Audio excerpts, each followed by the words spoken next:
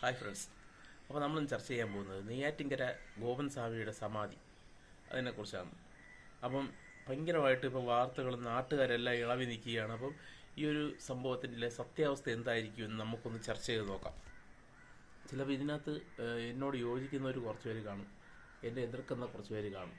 പക്ഷേ ഒന്നിരുത്തി ആലോചിച്ച് നോക്കിക്കഴിഞ്ഞാൽ ഇതായിരിക്കും സത്യം എന്ന് നിങ്ങൾക്ക് എല്ലാവർക്കും ഉറപ്പാകുന്ന കാര്യമാണ്. അപ്പം ഞാൻ ഇന്ന് പറയാൻ പോകുന്നത് എന്താണെന്ന് വെച്ച് കഴിഞ്ഞാൽ, നമ്മുടെ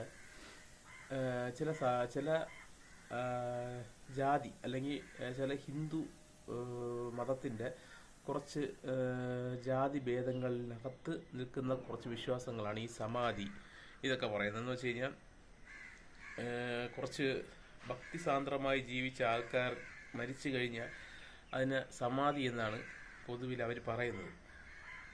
അപ്പം ഇതിനകത്ത് നമ്മളിപ്പോൾ ഈ ഒരു വാർത്തയ്ക്കകത്ത് ഇത് കൗൺസിലർ വന്ന് പറഞ്ഞിട്ടുണ്ടായിരുന്നു.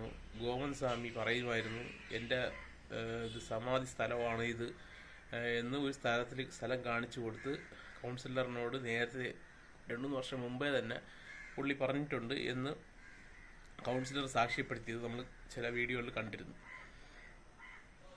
അതെന്തായിരിക്കും അങ്ങനെ നെയ്യാറ്റിൻകര ഗോപൻ സ്വാമിക്ക് നേരത്തെ തോന്നിയത്? ഞാൻ സമാധി ഇരിക്കാൻ പോകുന്ന സ്ഥലം ഇതാണ് എന്നൊക്കെ പറഞ്ഞത്. അവരുടെ ജാതിയിൽ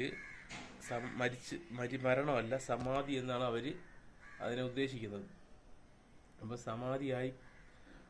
സമാധിയായ അവരൊരു സമാധി മണ്ഡപം കിട്ടി ഇവരുടെ തിരുത്തും. ഇപ്പം നമ്മളതിനെ പറയൂലേ, എന്നെ മരിച്ചാൽ ഇവിടെ ആണോ അടക്കാൻ എന്ന് പറയുന്നത് പോലെ ഞാൻ സമാധി ഇരിക്കുന്നത് ഇവിടെ ആയിരിക്കും എന്ന് ഗോപൻ സ്വാമി നേരത്തെ കൗൺസിലറിനോട് പറഞ്ഞിട്ടുണ്ടായിരുന്നു. അത് വയസ്സായ ഒരാൾ ഇപ്പം നാട്ടിലുള്ളൊരു പ്രമുഖയോട് പറഞ്ഞു എന്നുള്ള ഒരു ഇത് മാത്രം ചിന്തിച്ചാൽ മതി. പിന്നെ അടുത്തെന്ന് വെച്ച് കഴിഞ്ഞാൽ, എന്തുകൊണ്ട് ഇവർ ഈ അച്ഛൻ സമാധിയായ കാര്യം എന്തുകൊണ്ട് നാട്ടുകാരെ അറിയിച്ചില്ല? ഇതിലാണ് ഈ ഒരു കാര്യമാണ് ഇവരുടെ ഏറ്റവും പ്രധാനമായിട്ടുള്ള തെറ്റ്. എന്തുകൊണ്ടായിരിക്കും അവർ നാട്ടുകാരെ അറിയിക്കാത്തത്? ഇതിൽ എൻ്റെ മനസ്സിൽ തോന്നുന്ന ഒരു കാര്യമാണ് ഞാൻ പറയാൻ ഉദ്ദേശിക്കുന്നത്. ഇപ്പം അച്ഛൻ മരിക്കുന്നു എന്ന് വിചാരിച്ചു, എന്ന് വെച്ചാൽ നെയ്യാറ്റിൻകര ഗോപൻ സ്വാമി മരിക്കുന്നു. നെയ്യാറ്റിൻകര ഗോപൻ സ്വാമി മരിച്ചു കഴിഞ്ഞ് മക്കളിപ്പോൾ നാട്ടുകാരെ അറിയിക്കുകയാണ് അച്ഛൻ മരിച്ചു എന്ന് അറിയിച്ചു കഴിഞ്ഞാൽ, ഹിന്ദു ആചാരപ്രകാരം ഇങ്ങനെ വീടിൻ്റെ ഹാളിൽ കിടത്തി ഇതുപോലെ തേങ്ങയൊക്കെ തലയൊക്കെ കത്തിച്ച് വെച്ച് വിളക്കൊക്കെ കത്തിച്ച് വെച്ച് രാമായണവും പാടി അടക്കി കഴിഞ്ഞു കഴിഞ്ഞാൽ അവർക്ക് അച്ഛൻ്റെ സമാധി മണ്ഡപം ഉണ്ടാക്കാൻ പറ്റൂല. അല്ലെങ്കിൽ സമാധി മണ്ഡപം ഉണ്ടാക്കിയാലും അതിന് ആൾക്കാർ അത്രയ്ക്ക് വില കൊടുക്കൂല. കാരണം ഒരാൾ മരിച്ചതിന് എടുത്ത് വെച്ച് സമാധി മണ്ഡപം കെട്ടി എന്ന് വെച്ചാൽ അടക്കുന്നതിന് പകരം സമാധി മണ്ഡപം കെട്ടി എന്നേ ആൾക്കാർ പറയുള്ളൂ. അത് പറയാൻ പാടില്ല. അച്ഛൻ്റെ സമാധി മന്ദിരം കെട്ടണമെന്നാണ് മക്കളുടെ ആവശ്യം.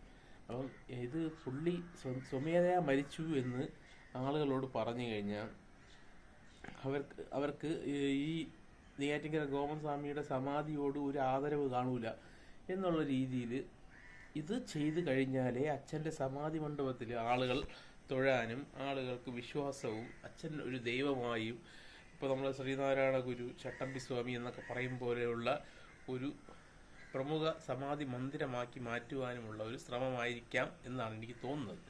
അല്ലെങ്കിൽ ഇത് നാട്ടുകാരോട് പറയേണ്ട ഒരു കാര്യമാണ്. എന്തുകൊണ്ട് അവർ മറച്ചു വെച്ചു? അല്ലാതെ ഇതിനകത്ത് നെയ്യാറ്റിൻകര ഗോപൻ സ്വാമിയെ ഇവരുടെ കുടുംബം വകവരുത്തി എന്നൊക്കെ പറയുന്ന വാർത്തകളിൽ ഒരർത്ഥവുമില്ല.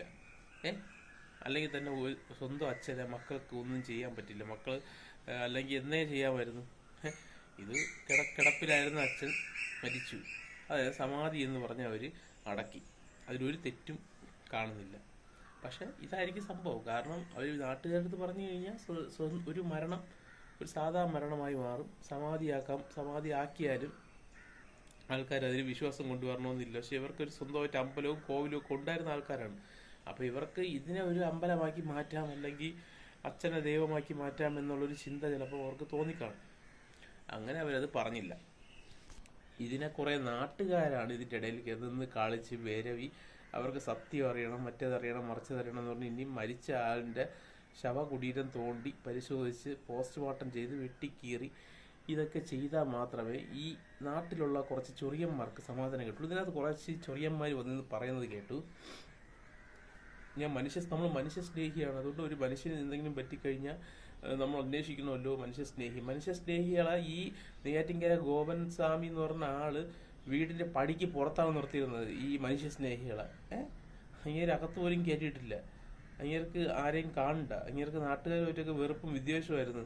അപ്പൊ ഈ മരിക്കുന്നത് വരെയും ഈ മനുഷ്യ സ്നേഹികൾ എവിടെ പോയി എന്നാണ് എനിക്ക് ചോദിക്കാനുള്ളത്. ഇത് അവരുടെ കുടുംബവുമായിട്ടുണ്ടായിരുന്ന വിദ്വേഷത്തെ ഇപ്പൊ മുതലെടുക്കുന്നു എന്നുള്ള രീതിയിൽ വേണം നമുക്ക് കാണാൻ.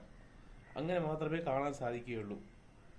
ഒരാൾ മരിച്ചു കഴിഞ്ഞാൽ അവിടെ കാര്യം തീർന്നു. മരിച്ച് സമാധിയാക്കുകയോ അടക്കുകയോ കത്തിക്കുകയോ ഖബറടക്കുകയോ ഇതൊക്കെ ഓരോ ജാതിയുടെയും ഓരോ മതത്തിന്റെയും വിശ്വാസമാണ്. ഇതൊന്നും ഒരു സത്യമുള്ള കാര്യമാണെന്ന് നമുക്ക് പറയാൻ പറ്റൂല. ഇതൊക്കെ അവരുടെ ഒരു വിശ്വാസം എന്ന് പറഞ്ഞാൽ ഒരു സത്യം എന്നല്ല അർത്ഥം. നമ്മൾ വിശ്വസിക്കുക എന്നുള്ളതാണ്. അപ്പം അവരുടെ രീതിയിൽ ശവമടക്കി അതിനെ ഇനി കുഴിച്ചെടുക്കണം, തോണ്ടണം, ഇതൊക്കെ പറയുന്നത് ഇത് അവരുടെ മതവികാരത്തെ തന്നെ വ്രണപ്പെടുത്തുന്ന ഒരു കാര്യമാണ്. ഇത് ആരും ചെയ്യാൻ നിൽക്കരുത്. ഒരു വയസ്സായ ഒരാൾ മരിച്ചല്ലാതെ ഒരിക്കലും ഒരു അച്ഛന് ഇത്രയും ഇങ്ങനെ ഒരു ഹിന്ദു മതവിശ്വാസികളായിട്ടുള്ളവരൊരിക്കലും അച്ഛനെ കൊല്ലുമെന്ന് എനിക്ക് തോന്നുന്നില്ല.